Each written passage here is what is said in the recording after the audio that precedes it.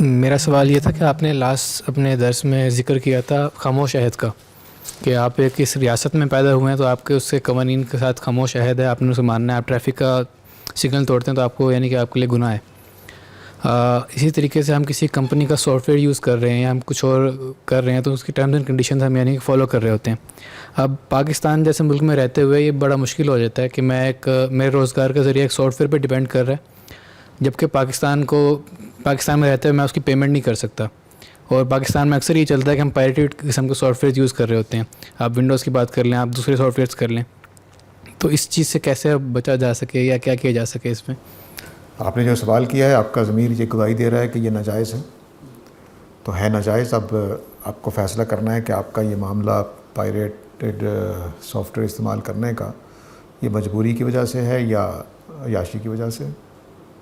مجبوری کی وجہ سے ہے تو انشاءاللہ اللہ تعالیٰ معاف کریں گے، اور بس فائدہ اٹھانے کے لیے تو پکڑے جائیں گے. اور وہ کس طرح ہوتی ہے پائریٹری؟ ہم وہ لیتے ہیں جو آفیشیل ہوتی ہے اور پائریٹری بھی مارکیٹ مل رہی ہوتی ہے. ہم نے پے کیا اس پرائز کے حساب سے، ہم نے تو خرید لی، تو یہ ہمیں گناہ ہوگا یا جس نے بنایا ہے؟ ہاں، اصل میں پاکستانی اگر پائریٹڈ بکس خریدنا چھوڑ دیں تو یہ چھاپنا بند کر دیں گے. اصل میں جو پہلا قانون ہوتا تھا نا وہ اچھا ہوتا تھا کہ آپ ہر کتاب کے 2-3 ورژن چھاپتے ہیں.